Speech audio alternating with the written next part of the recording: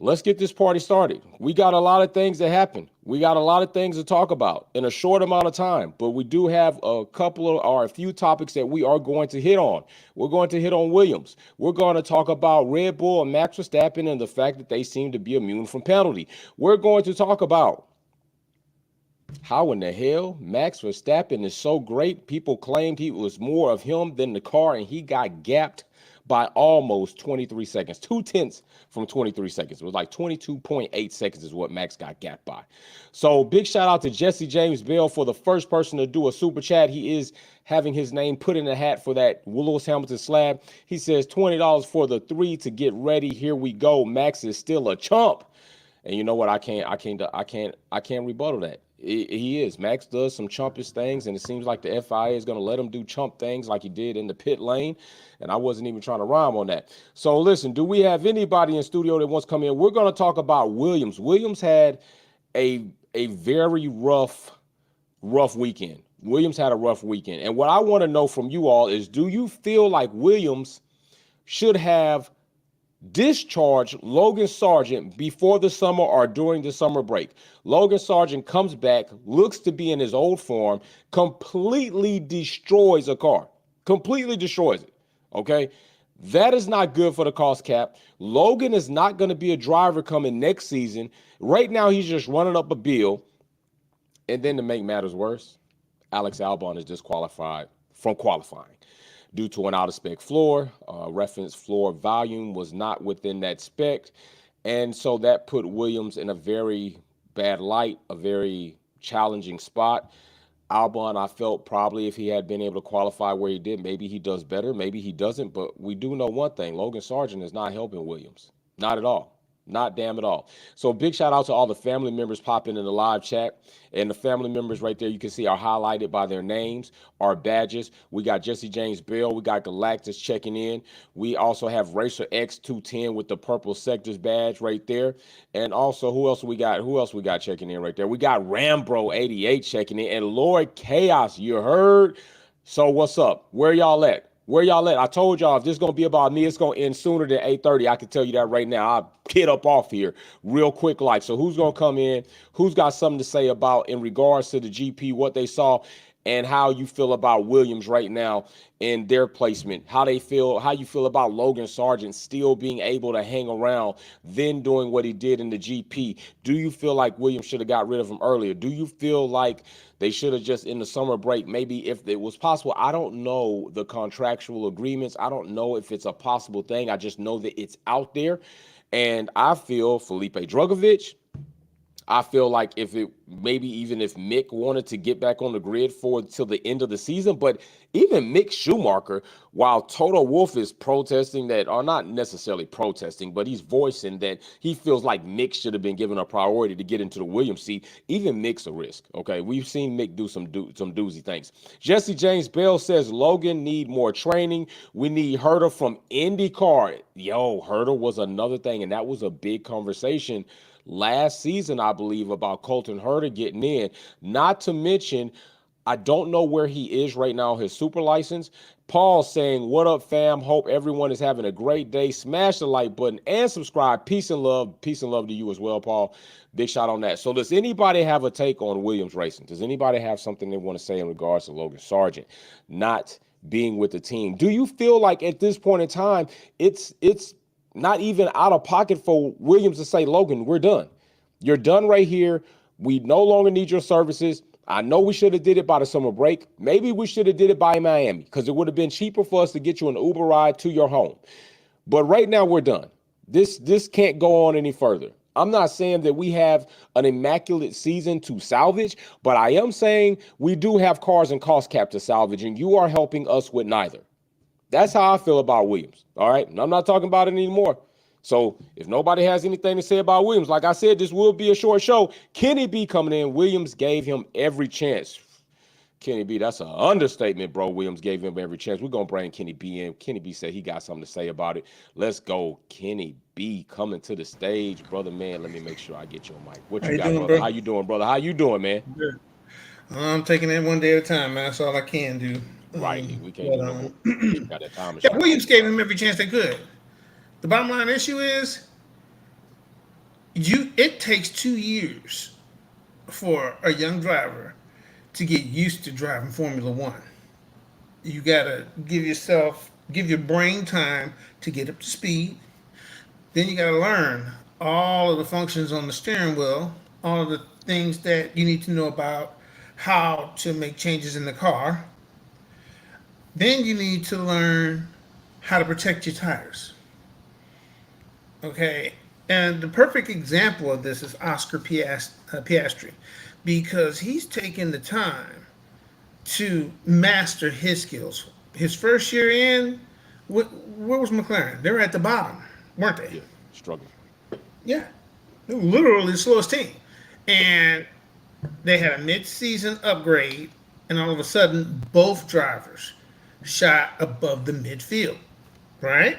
True. Now, what you saw, the difference that you did see in the two drivers is Piastri was running through his tires.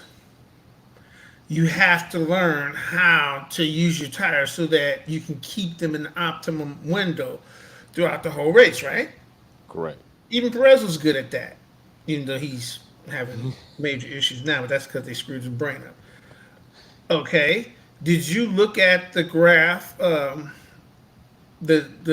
data graph for each lap for all of the drivers? No.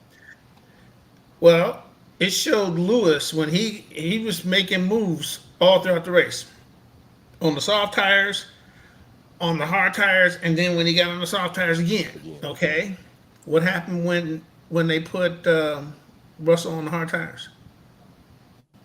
Russell fell back. Yeah, he did. Because for the first 3 laps, he tried to make moves and he tried to do too much. And he didn't scorch his tires in braking, but he went through them. Mm-hmm. And he fell back. He just flattened out. He couldn't get any more performance, where Lewis was still climbing. His performance was a steady climb. That's because he's perfected his art form. These are all the things that you have to give drivers enough time to learn. And Williams did that. Now, when you compare that to what Red Bull used to do, right? Get your ass out here. yeah, I mean they give you half a season, and if you ain't cutting it, you're out. You're out. Right. Right. Right. I always thought that was unfair, but that's not what happened here. Williams, even at the end of the last season, they just kept, pampering him and, True. complimenting him on his positive sides and stuff like that. You can't go out here, and yeah, he had some bad luck, like the Australian race too, but you can't go out here with your biggest mid-season upgrade. Update, right. And just drive after Crazy. you even, yeah. I mean, he made it through the apex of the turn. All you had to do was keep the car on track. No, you slid off on the grass, bang, blew the car up. Tore it up, bro. Completely. Yeah, I mean, the whole rear end exploded when it hit the wall and then caught fire. You cannot do that when they bring an upgrade like that. I mean, you just destroyed all those new parts, not to mention, the car. The car. The rest of the car. Forget the upgrades. You just, you screwed up the whole car, and do we have these upgrades to make another one? Luckily, they did. You're right this time. Right. This time, right? Exactly. Exactly. Exactly. So yeah, I mean, Williams did. They gave him every chance. Okay, What more can you ask for as a driver? That's why I am with it too, man. And you got some people out there saying that he needs more time. No, I think especially in today's market of rookies coming to making their appearances in Formula One, I think James Vowles was completely fair. I think he was above and I think James Vowles was where you should be, but just in perspective to where and what teams have done, just like you said about Red Bull, James Vowles has been above that. I mean, Frantos talked about it, that Nick DeVries, he felt was unfair that he didn't get the time that he should have gotten. Rookies don't know the circuits. They haven't been around here to driving tracks that they never been on. Even he felt Nick DeVries got an unfair shake. And I agree with it. I agree with it too. I'm where you stand with it. I think 2 seasons, and like you said, Logan Sargent has no excuse now. They've given you complete 2 seasons, even after you ran up the cost cap. You ran through the cost cap last season as far as destroying cars and parts, to the point where it was at a situation where they took your car from you and gave it to Alex Albon. And I'm not saying the team wasn't wrong for not being prepared, but in that situation, you got to go with the better driver. And you clearly proved to them that they can't rely on you in a situation like that. If so, they would have said, hey, Alex, yeah, I had no problem with what Williams did. Okay, either. you put the better car, the better driver on the track. Period. Right. Okay. Period.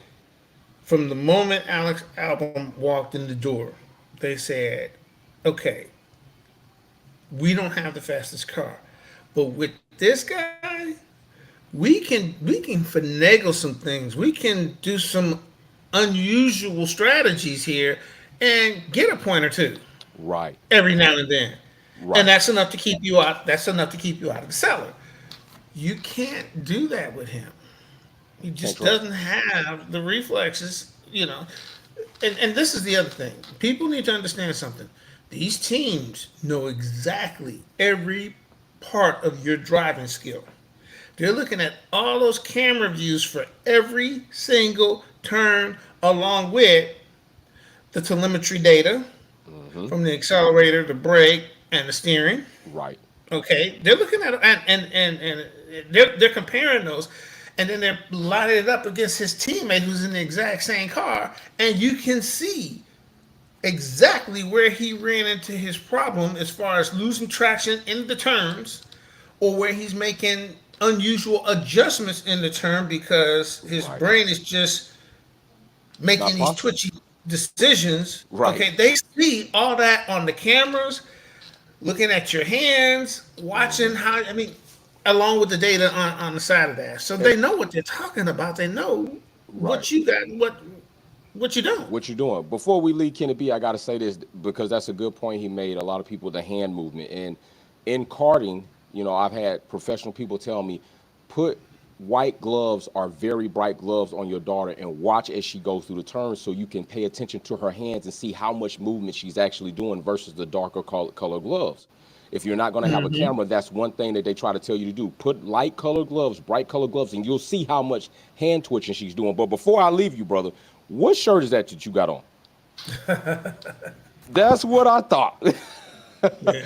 Big shout out to Kenny B for support. We're going to bring Baraka in, bro. We coming back to you already know on the next topic. Baraka's coming in hot. Let's see what Baraka has to say. Baraka says, time to pull his F1 light. Ooh, shit. Baraka, you trying to take him out like that? Hey, listen, it happens, Hold on, bro. Jesse James Bell says, hate seeing Williams from their great day, PK, Mansell, Villeneuve, Hill, Prost, and FW14 to where they are right now. I feel you, Jesse James Bill. How you feel, man? You talking about pulling life support? I'm with you. I was talking about pulling. I did not expect to see Logan Sargent. I would know. Let's not say that. I expected to see him, but I wasn't going to be surprised if I didn't see him after the summer break. That's what I will say. So how you feeling about it? How I'm feeling? Yeah, Kenny B says he feels Williams gave him every opportunity that he should probably have as a driver coming in. As a driver, he has. Williams, especially James Vowles was fighting tooth and neck with the press, with media, with even I bet you even within the paddock itself from other team principals and F1 employees, like, hey, Sargent's not the guy. And Vowles was like, hey, just give him time. He did pretty well in F2. Everyone saw it. He prior to, I can't remember exactly, but he was fighting for an F3 championship until the last race, and then he got crashed out, and that was outside of, he didn't do anything. He was just a victim of circumstance. Okay. Wrong place, wrong time. So it was like, okay, he had potential, and now I'm looking at it, it's like it was on him this season. I said it's like this is his make or break season. I wasn't expecting consistent points, but just showed that you could keep the car off the wall. There are some races he can, but keep at least fight for some spots instead of being dead last at almost roughly every single race. Right. And in my opinion, I thought it's like, Logan Sargent could be the guy because he was the one who replaced Latifi. Yeah. And I thought it was like, okay, that could be an upgrade, but it's less of an upgrade and more of like they just didn't move a spot. It's it's the same guy with a different passport. Right, Latifi's right. Canadian. Latifi's Canadian, so you know what? We're going south of the border and we're going to the U.S. of A. Right. So they gave him enough time. He had time to adapt. And I feel like Zandvoort, by the way, him jumping out the car, the still photos, album worthy cover right there. Outside of that, I think that was the final nail in the coffin. And I'm hearing reports that Williams, it seems like Lawson will be in a Red Bull seat next year. From what Marco and Horner are saying, Right, from all the reports. Their own words. He He said he will be in a Red Bull seat. Yeah. And right now, there's only two. There's one happened to be number 3, and he's Australian. Right. And one is number 11, who is Mexican. Those are the two hot seats for Lawson to go into. But they're looking for a little loan contract for the rest of the season. So, as much as like I was his defender. It's like, give him time. You know what? He's still young. You were. I remember. I think it's time. I'm gonna say it. It's time to pull his F1 life support. It's bro. like you don't want to do it, but at the same, as a family, you have to have that uncomfortable conversation. It's like you gotta pull it. You gotta pull it. You gotta pull it. I said this. I don't like to see anybody lose something that they worked so hard to have the experience and the opportunity in. But the truth is, everybody's not cut out for every sport at every level. Some people are just not cut out. You're gonna see people that do great in high school, and when they get to college, come off subpar. Maybe you see people that are great in college. They get to the pros, subpar practice team at best. Johnny Manziel. Johnny Football. That's a very Johnny good Football, example. man. Tim Tebow is another good example. Man. Even though he has some potential, he had a good first two seasons at Denver, but then fell off after that. Bro, you can't. You got to be able to change, adapt. And Logan Sargent has proven that. I just find him very irresponsible. I said that what he needed to do coming into this season was take care of the car, don't impact the cost cap, and find a way to prove to them that you can make moves up the grid higher than I would have been cool if he would have just finished 15th, 14th, just to show progress. I would have been fine. I would have been fine with that. I don't know if that would have been okay with Williams, given what Alex Albon can typically do, but I would have been okay with that. I would have said, know what? Go ahead. I think with Albon, I can see your point, but even then with Albon, as of late, I don't know what's going on. I don't know what's going on with his side of the garage too, because he's been struggling. He's been lacking, but I feel like that's more as like I think one of the upgrades that brought is not working out the way they thought, or is like if it is working, I think the other teams have brought something else that probably is better. Just superseded, right? Just in perspective, have made it look like it's not so damn right. Yeah, it sucks because it's like I want to see an American, do well. It's like the last American that was here was Scott Speed, and we all know how that went. I'm not gonna count Alexander Rossi because he was a development driver who just happened to be unlucky with the talent of drivers that were in the grid at the time. So people are saying he might go to IndyCar. That's what I'm hearing. Good for.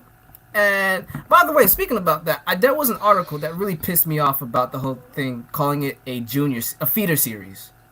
Okay, IndyCar, a feeder series? Yes, that one. I don't agree with that. That rubbed me off the wrong way. Yeah, I don't agree with that. Last time I checked, no F1 driver there has not been an F1 driver to win an IndyCar championship in a while, let alone the 500. The last one who did it got bumped.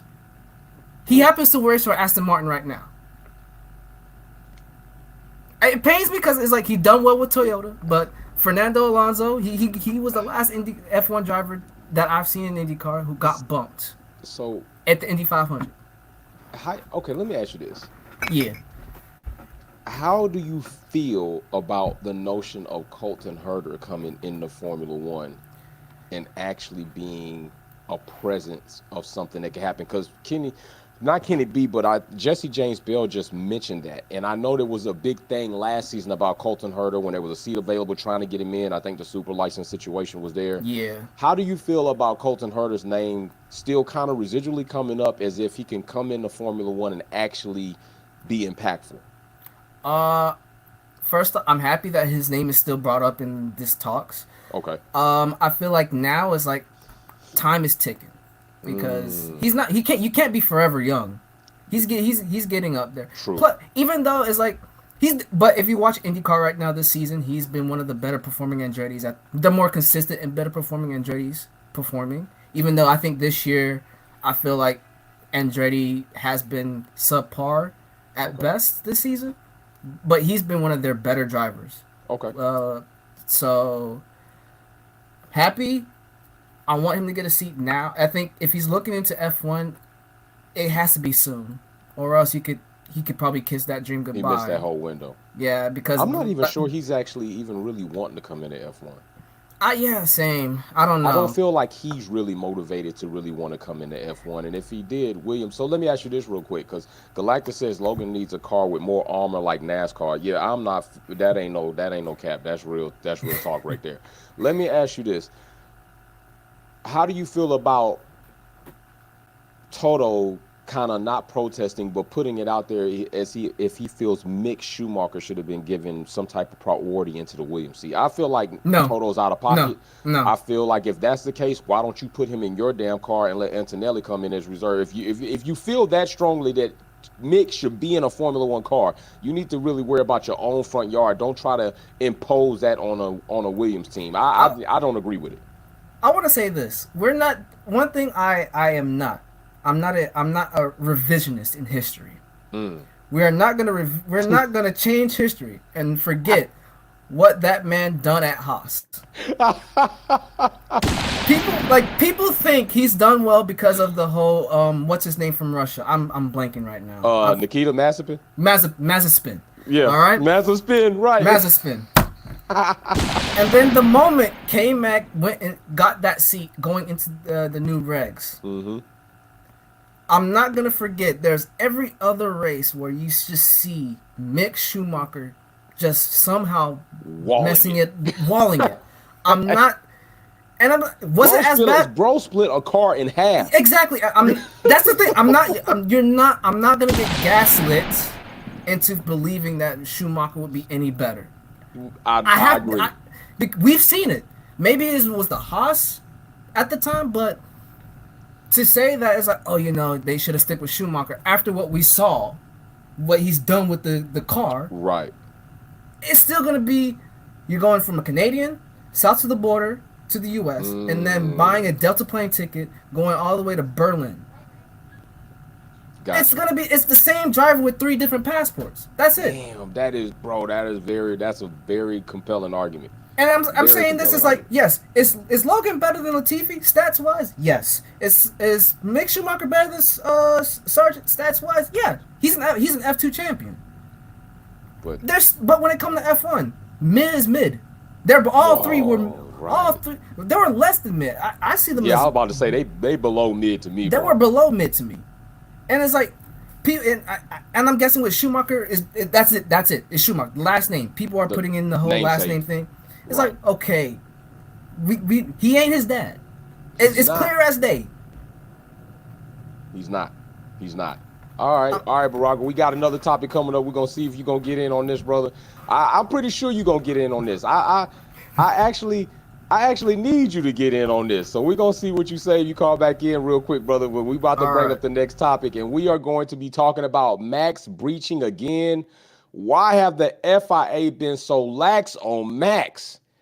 We watched Jesse James Bell just checked in and said, my history goes back to Hill and Moss and Jimmy Clark days and every day forward. Basically, Jesse James Bell is telling you that he's been in the game for a minute. He's been watching, he's watched this sport change, morph, and what it is right now. I would love to know how Jesse James Bell, I would like to know how you feel about the sport of Formula One now compared to those days. That would be interesting to see your take on that. But Max breaching again.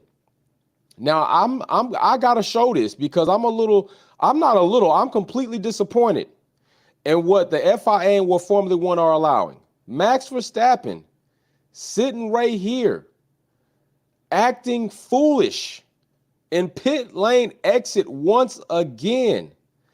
And what I would like to know is how long are they going to allow this to happen? How long are they going to allow Max to do these things and be unpenalized?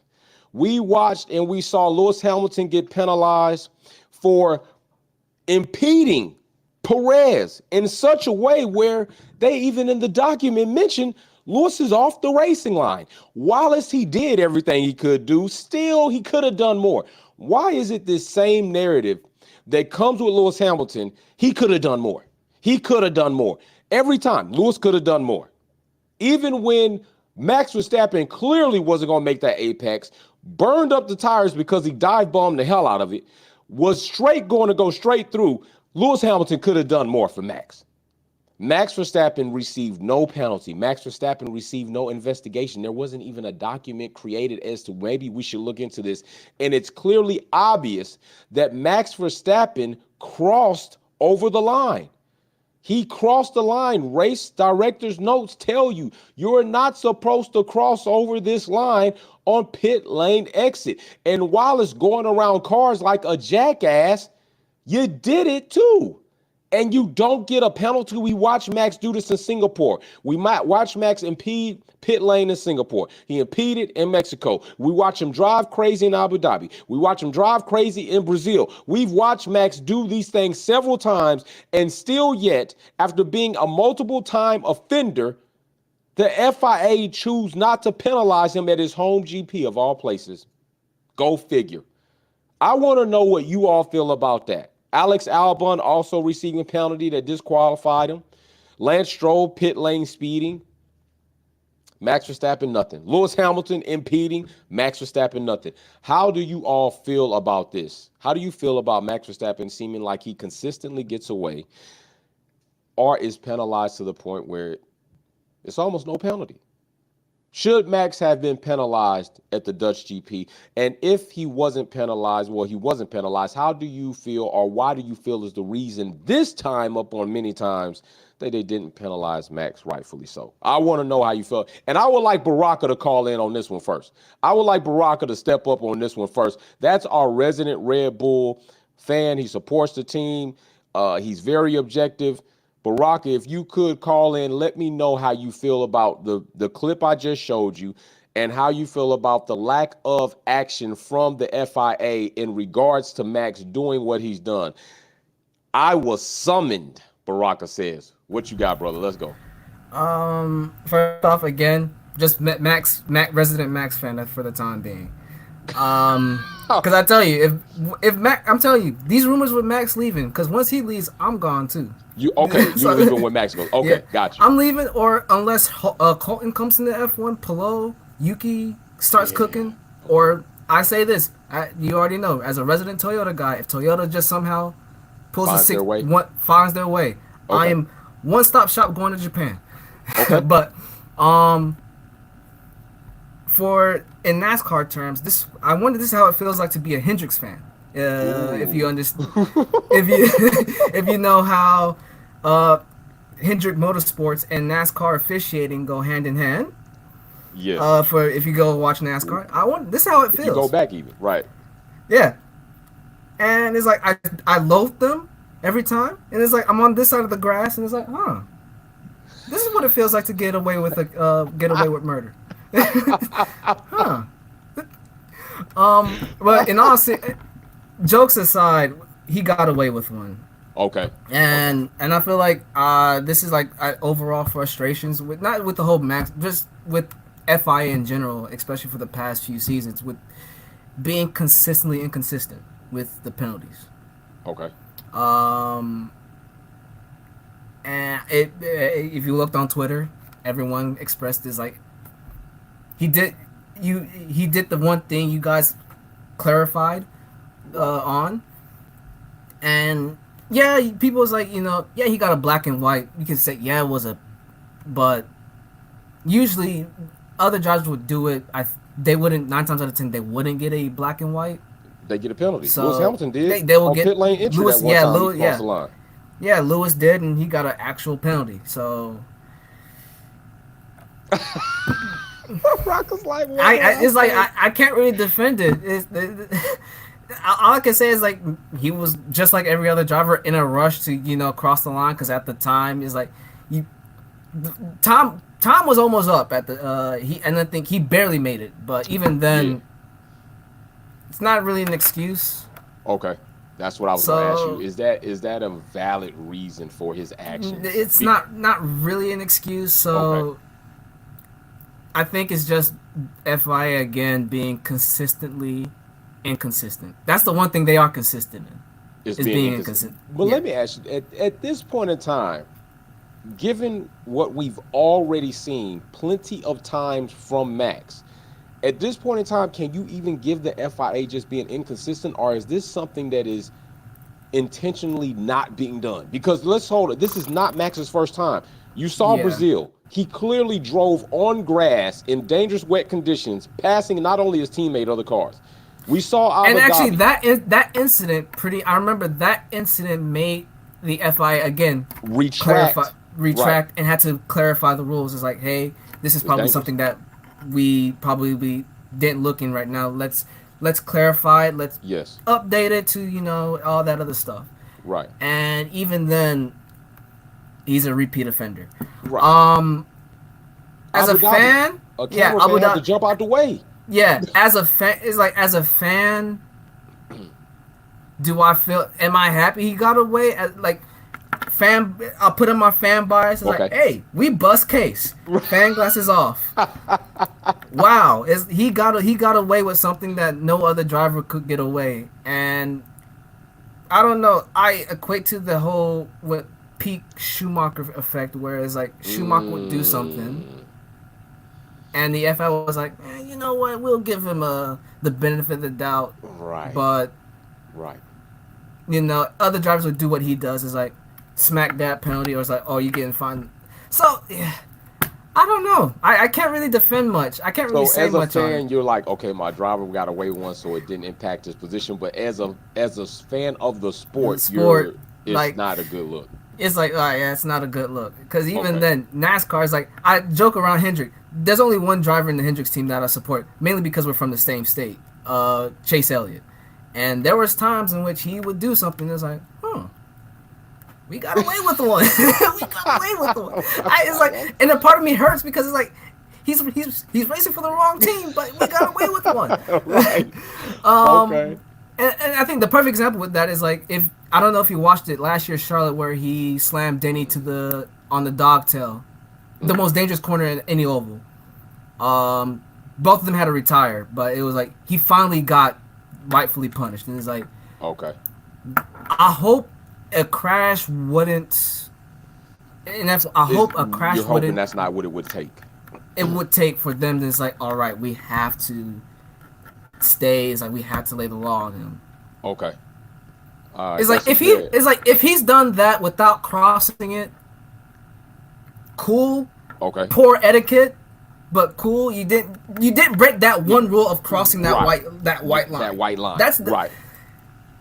Say what you want about the whole etiquette and it's like being a dickhead and all that. Right. But that's he just break the rules. That race directors don't say don't cross the line. Yeah. The race director in bold detail say don't cross that white line. It does. And he's done that. It's like he's done that and being a jackass. A jackass. Right. So it's like that's the main thing that I has like, okay. He probably someone in the team has to tell him, is like, hey, chill out a bit. It's like it's like as Allen Iverson, it's only practice. It's only practice. Right. We're talking about practice, man. We're talking about practice. Here it is. It's not even qualifying. No. I could, it's like, again, I'm not excusing it, but I could understand if this happened during qualifying. Right. You could understand the notion to try to make this happen, to try to get a better position. And I got you. I'm with you. It's practice. Right. He's doing this in practice. That's what I said. It's like, Max, you got to cut this shit out. Right. All right. We got Barack on, our resident Red Bull expert. We're going to bring Kenny B up next. Kenny B says that F1 insiders let you know they don't care what ordinary people think. And we got a super chat from Jesse James Bell, says, seen all the advancements, achievements from the late 50s today to gaming keeping young. I still whip all the great and grandkids booty, keeps my hand and eye coordination up. Big shout out to Jesse James Bell for that. And MIA says, my boy dancing like James Brown, laugh out loud. What's up, Kenny B? Talk to me, man. How you feel about this shenanigans to me, but how do you feel about it? Let me ask you something. And this is gonna sound like it's way off key, Okay. off subject, but do you remember when Toto was willing to leave Mercedes if he could get that job running Was it Liberty Media? No. And Ferrari vetoed it. Any decision like that because he was too closely related to Mercedes. Okay. So They basically questioned his integrity. integrity, right? So I was like conflict of interest. Question is integrity. Yeah, but every Ferrari executive, team leader, they always end up becoming, head guys in FIA, don't they?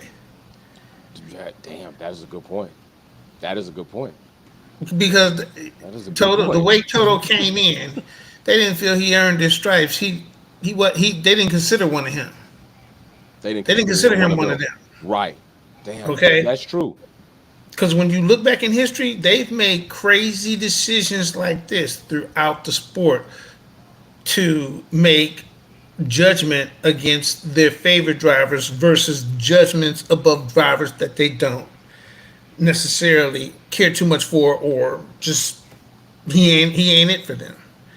They hold these drivers that what they would call, how can I say it, my kind of driver.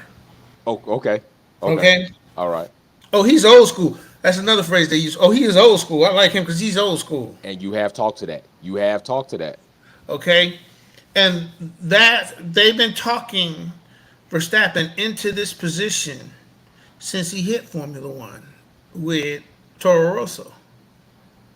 Okay, they put him up on that pedestal day one and didn't hold him accountable. The only person who really held Max accountable was Charlie White. Charlie White. And if he was still alive today, None of this Max shit would have, he would have been sat out some races, because he told him point blank when he ran into Did say that. whatchamacallit, his teammate Ricardo. Ricardo. No, actually, he told him in Australia at the Australian Grand Prix, like the year before that, he had pulled a move like that, and he called him up and told him, "Look, let me tell you something. You're gonna stop moving under braking. You're gonna stop making these double moves under braking, or faking like you're going to make the move." And then he told him, Yeah. he's like, "Look, you do it again, I'm gonna make sure you sit out a race." Because he was young, and they didn't. And they had to let him know. Look, there are rules here. He didn't allow the stewards to make he didn't throw that decision to the stewards, did he? No. Okay, but you got these stewards out here acting a damn fool with their decisions. Okay, like when Lewis and him was going through that turn, and he came flying in there, brakes smoking. How can you look at Lewis's camera and say, "Oh, he slightly turned his wheel"? He was past the apex. He had to turn at some point in time. He has a right to turn. Right. He has a right to turn. Okay, what you're not doing is hold Max accountable for anything he did. He came from behind. Okay, Super hot. flying through the inside of a turn that he could never make. No. Ever make. Okay? So right there, he's violated your rule. Well, he has to be at a certain point to the car he's trying to pass before Make the apex. by the time he gets to the apex, well, he's already loading the darn apex where he can't get around that turn. Right. And you don't say anything to that? He forced that contact. But when him and Lewis had that collision and Lewis was on the inside at Silverstone, okay, Lewis was halfway on the inside of the turn. He might not have caught the ultimate line that you guys call the apex. Right. But Max Well, he was was gonna make that. completely on track. All 4 tires on track. Lewis did not force him out, and because he wasn't on the apex, you penalized him for causing the collision when he was on the inside. Come on. Right. Right. It's like you can't have it both ways. You can't now we have got it both roles ways. reversed. You can't have it both ways. You can't have it both ways. And then this is the crazy part. He did the same thing in Brazil when he didn't want to let Lewis get around him, and he ran Lewis off the track. And they was like, okay, well, they both went off. Bullshit. Bullshit. Where the fuck was Lewis going to go? What you was watching? He completely ushered him into the grandstand. It's like, what are you talking about?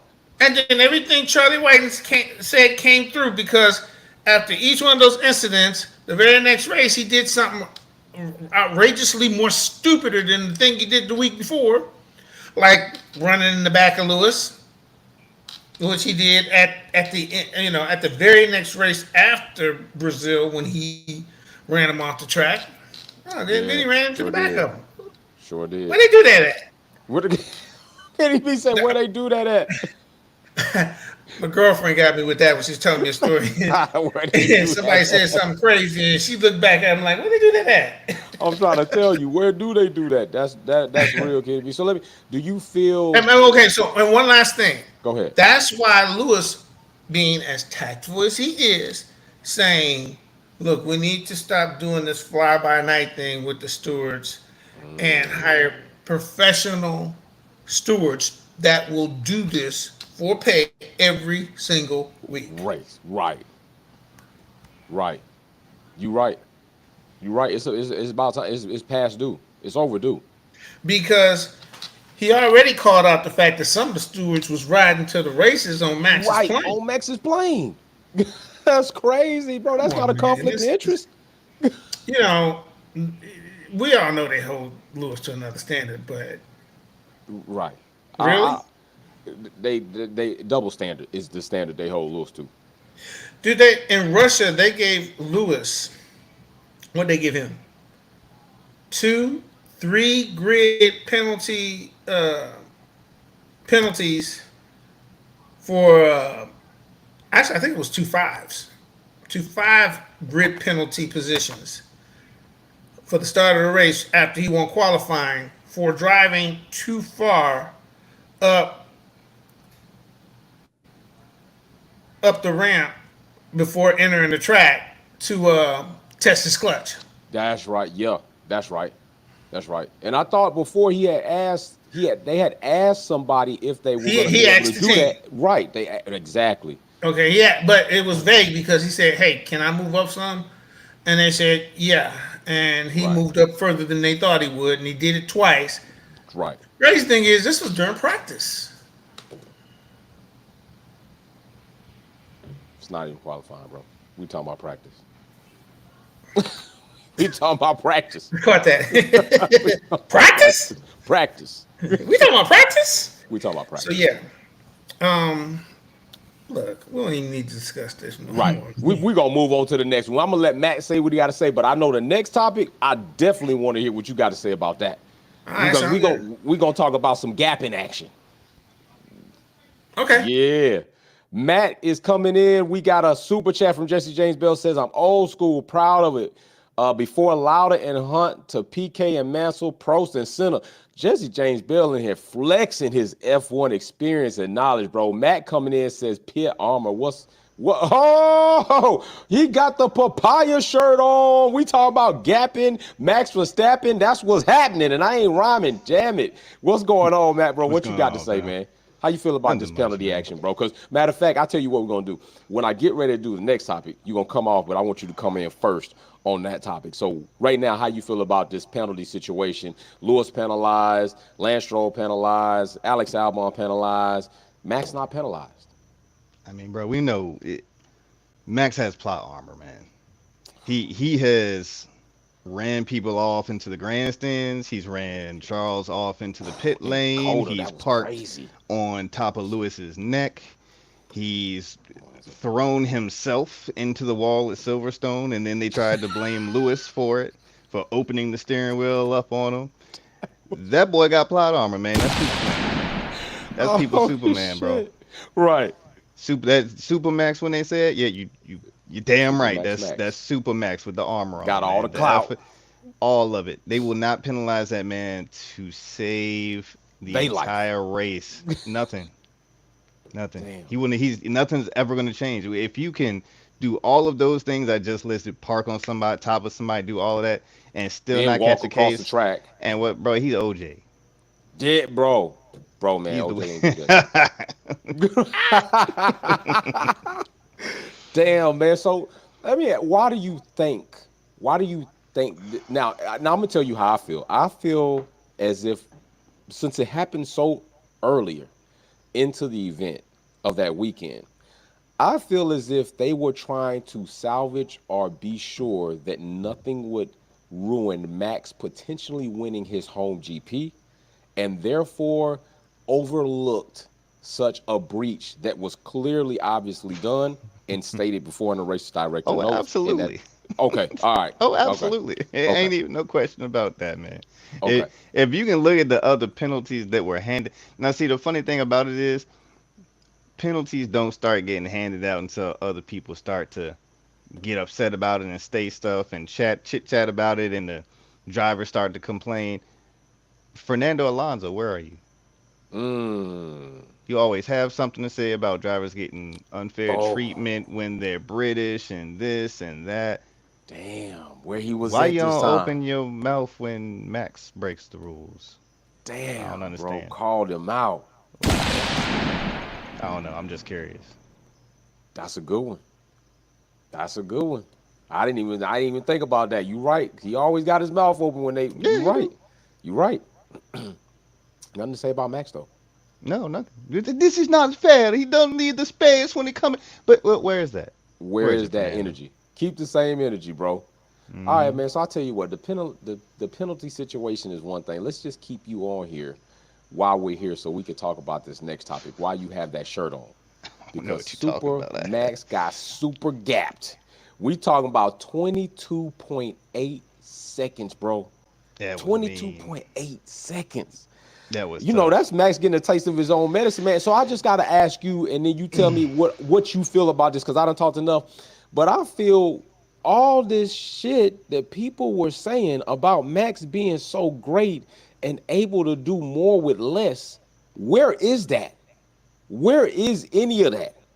It never Everybody was down Lewis It was Hamilton never said, there. oh, if Max was in the Mercedes, if he was in the W14, 13, they'd be winning races. If he was in an AlphaTauri or Alpine or Haas, he'd pull it. Where is this greatness that the people talked about in regards to Lewis Hamilton, man? Tell me how you feel about that gap, man, because you got the papaya shirt on, man, so I know you know. Man, that guy, look. All right, so disclaimer, first of all. Okay. Because I ordered this shirt before Lando started talking sideways out his neck. Okay. Because All here recently he done got a little bit too grown for his race suit when it come to talking about Lewis and his accomplishments, especially when he had a little teenager fit in the cool down room. It was like, bro, what's your problem, bro? He did. But Piastri's still my boy, so I'm still wear the Yeah, McLaren. I'm still wear it. That's my I'm dog. still wear it. Lando came. He was on a mission this past weekend. He was a whole different person. He wasn't laughing. He wasn't joking. He wasn't talking about his mistakes. He wasn't talking about nothing. He was there to race. And if he keeps that up for the next rest of the season, you might see him be champion. I'll give him That'd that. be crazy. If he keep up the focus that he had this past weekend that Logan Sargent obviously does not have. Does not have. Yes. He definitely is contention for that. Okay. The rest of this for the championship. He got to learn how to start races though, bro, because his starts is ass. His starts are ass, bro. Let's just keep it real. I know he made up for it, but bro, he is off the start. Look, I'm gonna tell you right now, I will race Lando Norris any day on a dig, because I'm telling you, and a dig, my bro is subpar like a mug, bro. Just a quarter mile. I got him 1/4 mile at a time. Lando ain't got I a probably shot, got him on bro. a quarter mile. Right, we got him on the tree, bro, because Lando's starts are hideous, dog. Hideous. I don't have nothing to say about them starts. Okay. He was almost at a standstill this past weekend when the lights went out. I was like, did he miss it all Fell together? asleep. Or was it the car? And then you look closer and it's like, well, no, the wheels ain't really spin. They try. I was looking for Did you see it? I didn't see the wheels spin. Didn't see it. I just saw a lack of movement in the car, like he didn't engage the clutch like I did on my first time at the track, and just kind of stalled at the tree and looked a little silly. Yeah, because that sticky got to be different. It ain't Yeah, like the street. You got to put a little bit more is. You RPMs gotta in put a that, little bro. more. Right. You got to put a little bit more oomph in it. Right. But that's what it looked like to me. But I'm not gonna down Lando though. As a whole, he did his thing this week. He did. He definitely put his He was foot on. in it. He was on one, bro. He was on one. He was on it to make a statement it's because our he strategy. tired of it. Finally, right? Finally, right? Put your hand on the hot stove how many times before you don't touch it?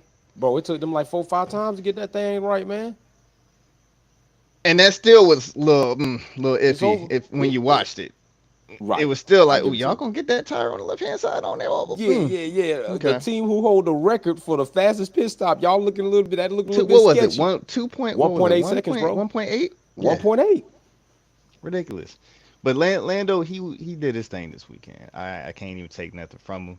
Okay. I don't know where my boy Pia was at. He just had I know that's my dog too. It just seemed a little different, man. I don't know what's going on right there. That was a little off to me. I don't know what it really was, man. But I didn't expect to see Pia. Me neither. That low. I thought for sure 1, 2, 1, 3, something like that. But to see him completely off podium, I ain't gonna lie. I was a little kind of like, I was a little sugar. Yeah, I was a little baffled by that. I was a little baffled by that, for sure. Hold on, Matt. Hold on. We got Baraka coming in real quick, brother. I'm gonna give him a shot real quick. Call back in, brother, man. Hey, Baraka says Lando wasn't playing. Jesse James Bell says Max strapping is lacking and FIA strapping with the rule. That's a lot of straps in there. That's not like 50 Cent. Jesse James Bell get the strap. Baraka, what you got, man? All I gotta say is McLaren. Hold on, Kenny B, I'm gonna give you the back door, brother. I'm gonna give Kenny B the back door. Kenny B, you gonna have the last word, brother. Go ahead, Baraka.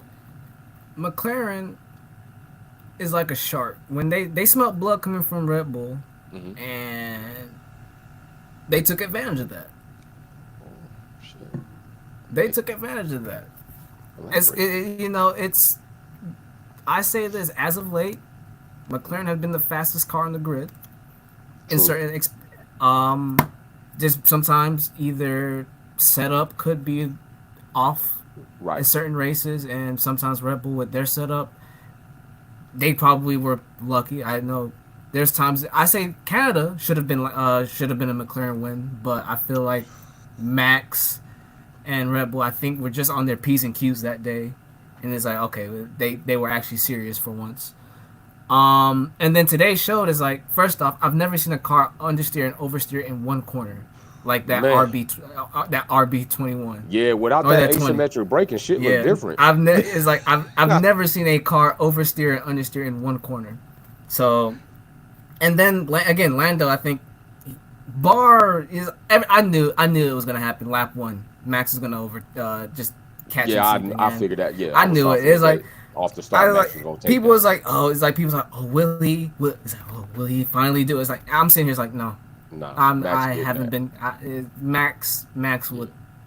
I felt take the care same of that. way. I said especially Max gonna take that. Especially with P2 being on the inside going into the turn 1, is like he has to either have a late reaction or the engine stall for Lando to keep that P1.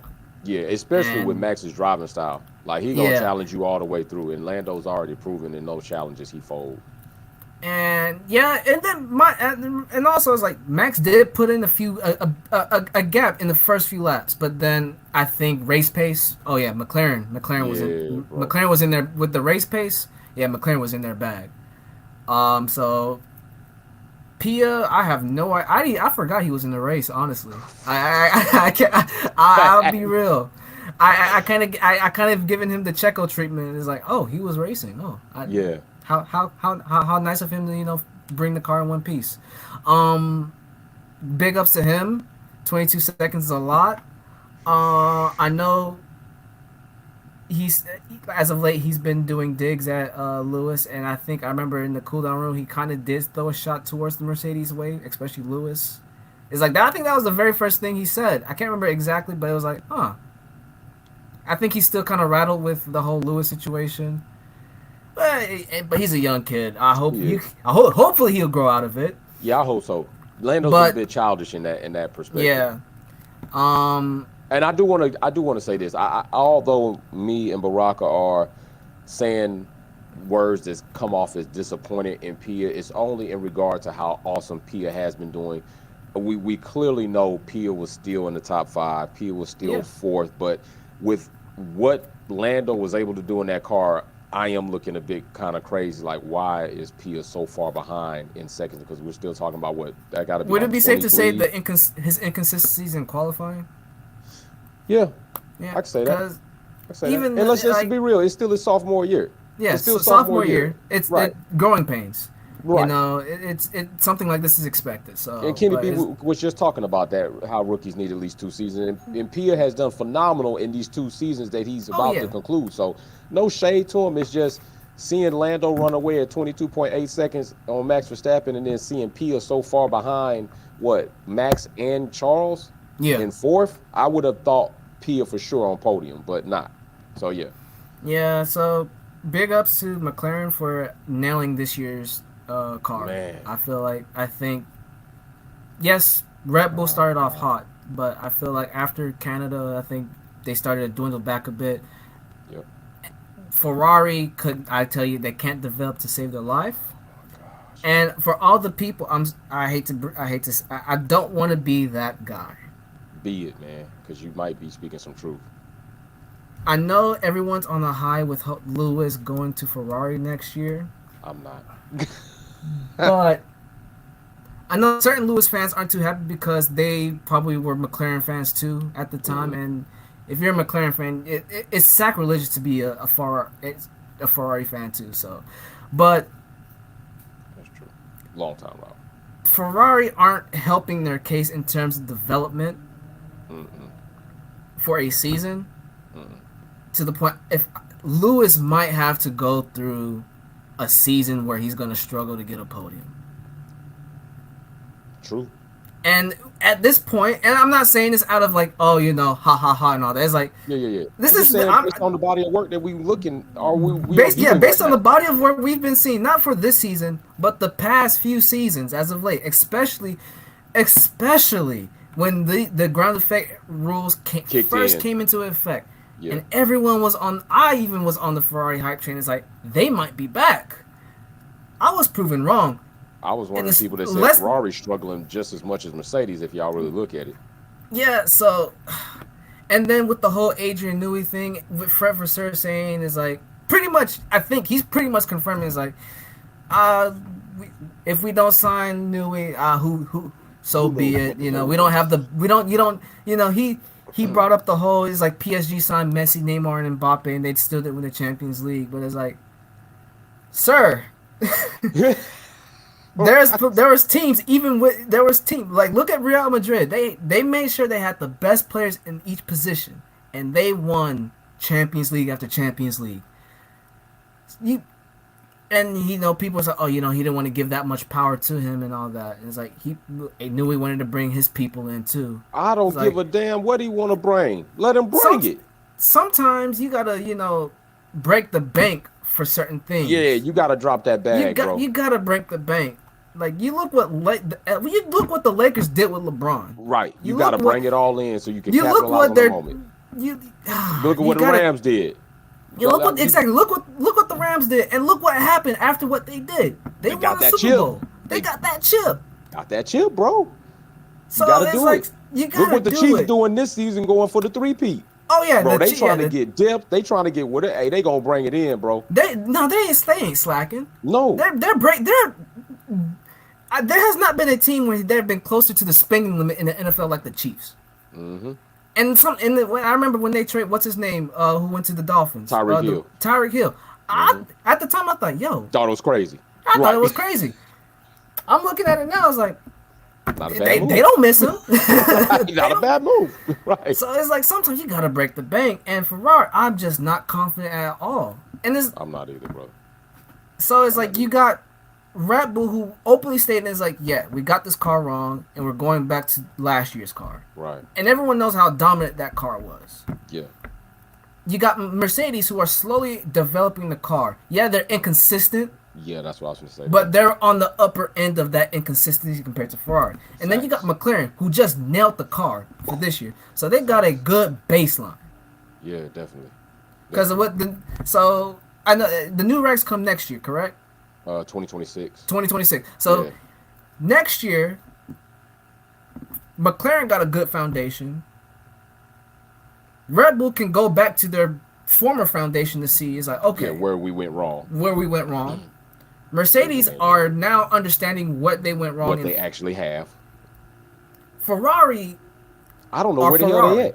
I don't know where the hell they at. One moment they're all right. I see where they're going, and then the next 5 races, I say, what are they doing? Facts, bro. Facts. So McLaren right now are the team to beat. Yes.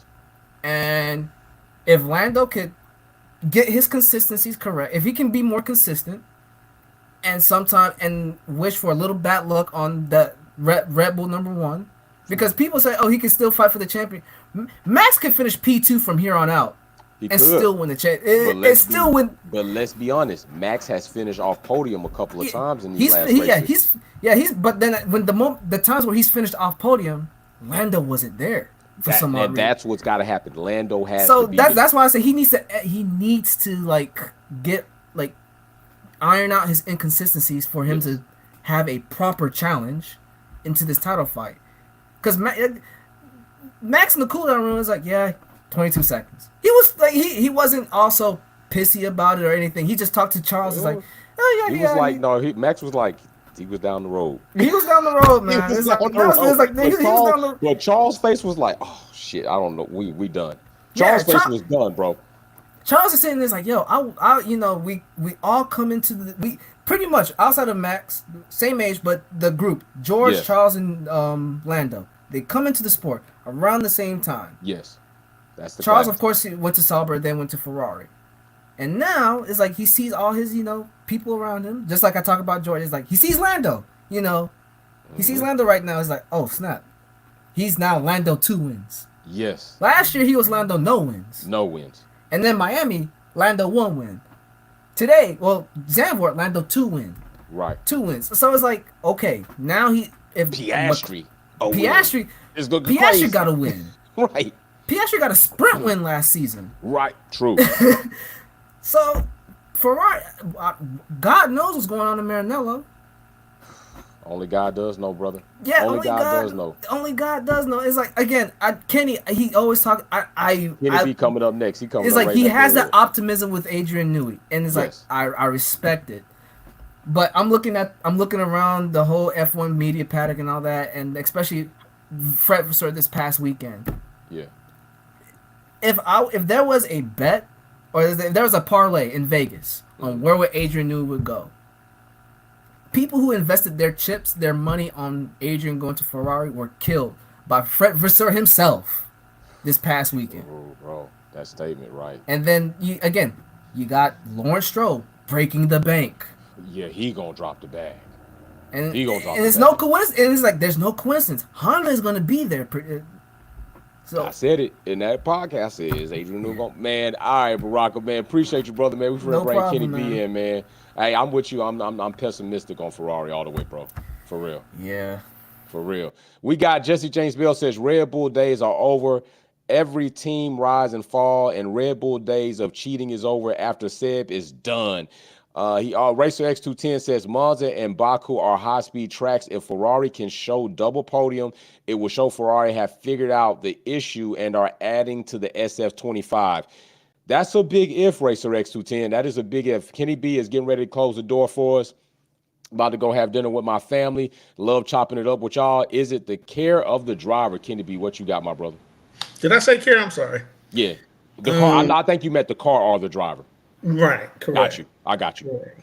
So I mean, just briefly to get on the Adrian Newey thing, and I know that Baraka seems to think that I'm giving him way too much credit, and that there's still a chance he might go to Ferrari and all this and all that, which I still believe there is. But this is the thing that gets me. Okay, Adrian comes in with the new regulation and designs the car. He designs the chassis, he designs the suspension, he designs the floor. He gives them the parameters, the other engineers, the parameters to work within, and that's where they are because he's given a lot of thought to exactly all the key points that he wants the car to be able to focus on when when he's got that kind of driver who can handle it.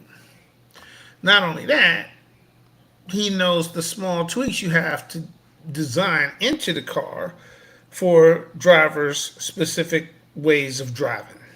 And the teams at the front are always looking for drivers who V into the corner as opposed to drivers who who curl into the corner because the car is faster in and out of the corner when you use the V technique, except for this regulation of cars. But yeah, but even overall, I think that's the case. The problem is you got to have your car an optimum operating window for your driving style, no matter which one you got, to be optimally quick. Okay, Newey told Red Bull. He flat out told him he didn't like what they were trying to do aerodynamically with this year's car. Last year, he told him they went ahead with it anyway. He did. Yeah, He did. You're right. yeah. I did hear some clamor They about went that. ahead with it anyway, and they got no performance edge.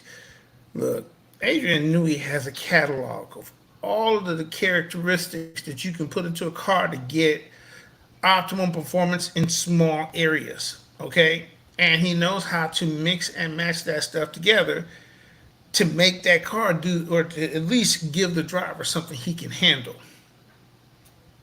Okay, so when you look at what's going on with Max and Lando, is it the car? Is it the driver? Well, it's both. You got to first of all have a well balanced car, and you got to also design the tweaks in it that give your driver's driving style an advantage. Hopefully, you got two drivers who drive the same style, but if you don't, guess what? Whichever one is fastest is the one going to get what he wants. Right. Okay, so all this trash they was talking about putting Max in a in a AlphaTauri in a Haas house. and he could win pole. Yeah, okay. Look, we know they was pumping him up long before he ever did anything. Okay, Right. this was the dog wagging the tail, or the tail wagging the dog, whichever way you want to put it. Right. Okay, because now, and he's always said he was a better driver than Lewis. He just got a faster car. Okay, what's your story now? Yeah, facts. Kenny B, facts. What's your story now? Look, McLaren finally figured out what they had wrong in the core design of their car. Made a mid-season change. Actually, they made That a was season last season. before. They made mid-season. This They season made the was investment the before. season before, Right. and the change that they made mid-season brought the correlation in, almost pretty much like what happened with Mercedes this year. Right. Pretty similar, wouldn't you say? Pretty similar. Yes, I'd agree. Okay. But see, Mercedes had to invest in specific changes to get a different type of character, a certain specific type of characteristic out of the car. When they first brought it to the track, it wasn't working. But the minute they changed that front wing and realized they were interfering with the airflow going into the inlets for the For the floor, floor. and now the car is driving wonderful. At least they can work with it. Right. Okay, they know what people don't realize is they didn't finish all of the things that they wanted to do with the car because cost cap. Cost cap. They wanted to change the front suspension too. So you're going to see the front suspension change to a pull rod next year. Watch. Yeah, you did say that. I am on the watch for that. Yeah. So yeah, Lando got beside himself and said some more stupid stuff about Lewis. Yeah, he's supposed to win. He's in the fastest car. Okay, guess what? You're the fastest car. You didn't win all the time, all the races you were supposed to win, did you? True. Facts. Facts. The one Facts. thing they've never said about Lewis is he's inconsistent. True. What they do say about Lewis is he's consistent. If he's got a car he can run with, he's consistent, He gonna and win. he doesn't make many mistakes. True. And he great on tire. And they like driving wheel to wheel with him because they You know have how faith that he's not going to do something crazy. stupid. Right. Facts. Okay? So Lando is now learning when you're at the front of the grid, you have to really hone your skills, and you can't have mental lapse like a child does. Mm. You have to treat this like it's a business. Mm. Okay? You have to be pragmatic. That's a All bar. right? You're constantly working on your craft, different things that you want to bring into your skill set to make you faster and more adaptable to tracks that really don't lean towards your strong suits, but then you've learned how to improve those weak suits to turn them into reasonably strong suits. Okay, the good drivers do that every year. They work on the game. Alonso, he worked on his Oh skills. yeah. Lewis, he worked on his Worked on the skills. skill. Right. Yeah, they came into Formula One with great skills, But still but kept honing those skills. exactly. Okay. I'll give you a perfect example. Right now, okay, everybody was tripping out when Lewis said, yeah, well, I probably won't beat Russell in qualifying this year. And it was like everybody felt like, oh, he admitted that he's Yeah, a better that driver Russell's than a you. better driver No, than that's not what he admit. that's not That's what he not was what he was admitting saying. to. Right. What he was saying is he likes to V that corner, and this This particular car. speculation of a car does not like that. Right. And because of that, if he continues to drive that way, It's not gonna be he's got beneficial. more chances of paying a price and overshooting the apex than Russell does. Right. And it pays off more for Russell because of that. Right. Well, yeah, but when he's got that car underneath him that's just sweet, he can make that V work in this regulation too. It's just he hadn't had the car. Right. And it depends on the setup. Exactly. If the But you know setup would what he get more in made a his decision window. to do when he realized that's what was going on? He Sacrificed said, it. that makes me a slower driver. No, I'm not gonna change the way I drive. I'm gonna keep driving that way because I'm not trying to break my brain. That is what he said. Right. I'm gonna keep doing what I do and work with this thing within reason when I can. And it's gonna be good days and it's gonna be some bad days. But when the But car's I'm under me and when they get that right, I can make magic. right. Right. And that goes right along with him being consistent and believing in, okay, it's gonna happen at some point in time. There's no need for me to totally alter, like you say, my brain to just completely go. Not saying Lewis can't do it, but Lewis doesn't see a reason that I need to do that right now. No And benefit to it. another benefit, another thing is I'm leaving. I'm leaving. No, I don't think. No, I don't think him leaving has anything to do No, with it. He no, wouldn't what I'm change it saying is- anyway Right. He not going. You don't because he think knows you that's don't a think he faster would way of change it? driving. Okay, so let me ask you: Uh-huh. you think if this car, if he never saw or never could have faith that eventually they're going to get this car in my window, you don't think Lewis will alter his driving style after another like 4 seasons? You think he'll just stay consistently the same? You think he's gonna say, "This is who I am. I'm not changing it whatsoever," even if he could see that the car was never going to get in his window?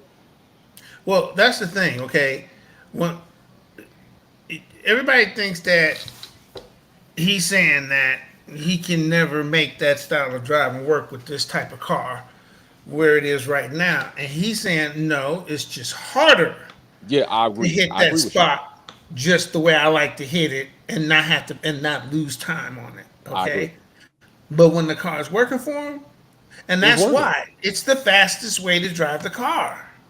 Roger that. Max drives that way. True. Alonso On the drives road. that way. True. Okay, these are the kind of things that broke Ricardo. I was He just got to thinking that. McLaren, and he got to feeling how weird the brakes was feeling, and he went to Carlos Sainz and said, "Hey, how come you didn't?" He's like, "Wow, the brakes really feel weird in this car." And Carlos said, "Oh yeah, I know, man. It's really something strange." He's like, "Well, how come you didn't tell? How come you never said anything about it?" Yeah, he did. And he was like, "Well, I just made an adjustment." Right. Same thing Lando did. But that went totally against, that adjustment went totally against what Ricardo style was, and he broke himself trying to change his style Okay. to match what the inconsistency of the way the brakes felt on that car. I get that to you. I get that to you. I get you. That's a fair point. That's a fair point, bro. Yeah, some drivers can make minor changes, and it's not a big deal. Okay, Piastri is working with it. Lando worked with it. Carlos worked with it, but it just for whatever reason it really did not work with Ricardo's brain. And the changes that he made while he was at McLaren to his driving style destroyed him.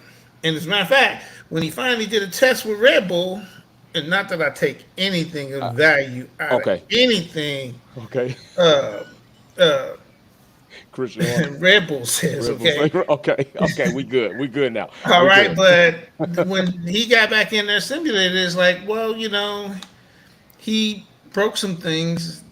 He picked up some bad habits, and we need some time to work with him to try and clear those habits away, because they had all of the testing that he had done in the simulator with them all those years to compare what he was doing now. Now, right. And the shit didn't match up. No. Right.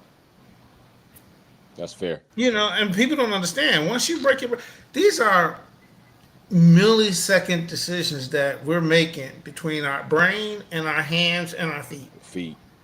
Okay, these are not, I don't think you can define them as actual thoughts. These guys really are just reacting at split second speeds. Right. Okay, and if you tamper with that, there's a chance you can break those connections. And okay, so the drivers who have gone from racing cars who were not that good and were able to keep their ability to the point where they finally did get a car that was right there at the front of the grid. They was ready. Were they? I'm saying if that happened. Were they always? No, because see, that's the thing. Okay, you can be super fast, okay, and then get to the front of the grid and then not having that experience ahead of you, not know how to deal with it. I misunderstood you. I got you. And Lando's running into that now. He had to learn how to win, even though he had the fastest car. True. Yeah, McLaren too with they damn. And he's been around for what, 6-7 years? Yeah, he's been around for a minute. Okay, so yeah, I think we can give Piastri a pass. Oh, facts. All right, Kitty B, appreciate you, brother, man. He's working. See, and I think that if McLaren had not swapped them around at that last race, I think Piastri would have handled it okay. Yeah, hell yeah. Yeah, because, I still think he Iceman. I still think he would have handled it right. Exactly, because he knows he's got specific things that he's working on in his game. Right. In his first 2 seasons in Formula One, so he's looking big picture. He's not getting caught up in the bullshit. And all the drama and all the bullshit. Exactly. He knows you can only survive in this sport at the front if you're a tire whisperer. And he is not handling his tires. Well, he's better this year than he was last year. Right. But he still has problems when he's trying to get through traffic. That's what I was gonna say. When he's trying to come up through traffic, he got an issue with trying to manage them damn tires and keep them right, so that when he gets through it, he can stay up there. Because that's a problem. But the thing is, he's working on it, and I think people like us can tell he's not in a rush for all of a sudden. Right? If it's there, he's gonna take it. But Piastri is trying to become an ultimate driver throughout the course of time. Okay. That's what he's working on. Okay, now put him alongside Russell. Is that what you saw this week? No, hell in no. Russell? Hell no. No, as soon as they put those hard tires on, Russell within 4, 5, 6 laps, that bad boy peaked up, came down, and stayed right there, consistent lap levels, because he killed his tires. He cooked them. Right, he cooked them. He cooked him. Okay, so he's been touted as faster than Lewis and a future world champion, and he's still making dumbass mistakes. And he came up learning learning from Lewis. Okay, he's been in here. Yeah, what, he's been in 6, the 7 Mercedes years too, because he ecosystem came in for and Lando did, right? right. Okay, but his thing is he's not consistent. True. That's the one thing they don't say about Lewis. Lewis has been consistent since the day he came into the sport. McLaren, since he came through that door. Okay, so when you trying to make comparison, look, bottom line issue is, and I heard somebody else say this, is 60% the driver and 40% the car. But you can't make either one of them work without the other. Facts. And on that note, Kenny B, hold that right there. 60% the driver, 40% the car, and they can't work without each other. Period. All right, appreciate you, Kenny B. You gotta have that. In fact, you gotta have three. You gotta have a team too. You gotta have a team too. You gotta have a strategy. You gotta have a car, and you gotta have a driver, bro. All right. So let me before you get off. Question: where do you see before you get off? All I need to know is which team. Adrian Newey by next season announced where? Ferrari or Aston Martin? I still say Ferrari. You still say Ferrari? Okay. I do. All right. Eddie Jordan. I just. You still say Ferrari? Yeah, because Eddie Jordan, he's smarter than. I first thought he was just a blowhard, right? Just always running his mouth, okay. But then afterwards I found out, okay, he's actually Newey's manager, really. Right. Okay. It's like, oh, that explains some of the crazy things he's been saying, and it all makes sense. So I'm not ruling Ferrari out like everybody else. And then if you want to look at Fred Vassar, okay, with him. And Charles even said, okay, Ferrari's an emotional team. Okay, a spirited team, but Vassar brings the calmness to the team because he doesn't get overworked about anything, okay? Okay. So they've been working ever since Vassar got the Ferrari. He found out that they've been trying to sign Lewis. Okay, well, hold on. Nobody had a clue. Right. Don't do too much yet, Kenny B, because we're gonna be talking about that on the next one. Don't do too much right now on that. Hold that. But right now, you still with Ferrari. Yeah, and he could still end up at Aston Martin. I don't think he'll go to Mercedes, but he could still end up at Aston Martin. He could still end up at Williams. Okay. All right, we're gonna see. All right, Kenny B, appreciate you, brother, man. We got coming up, we got Jesse James Bell says, put a good driver in a great car. Don't me squat when they cheat. Long live Sir Lewis Hamilton and his family supporting him to make him the great. Also, Jesse James Bell said, wish Patrick Head was still around. And Jesse James Bell says, bottom line, the facts are the facts. The stats, Sir Lewis Hamilton is the greatest I've seen from 1960 to 2024. Holy cow. Hoorah, brother. So listen, that is another episode of F1 Minute. And the conversation today was very, very good. Kenny B, Matt, DG Big Blue called in last. We need him calling earlier. Congratulations. He is a VIP member, as well as Yadu Walker. Get in touch with me. And Walter Shavers, you need to get in touch with me by Sunday, or this is going to be spin for somebody else. And big shout out to everybody still participating. Kenny B, Baraka, Matt, DG Big Blue. Y'all take advantage of this, and I appreciate the conversation. We need more people to call in, and I like my brother still calling because at least somebody's taking advantage of having a great conversation about Formula One from different perspectives, and that is awesome in itself. So with that being said, this is Jay from Wolfpack Performance, F1 Minute. I'm about to go have dinner with my family. Peace and love. We out. Peace.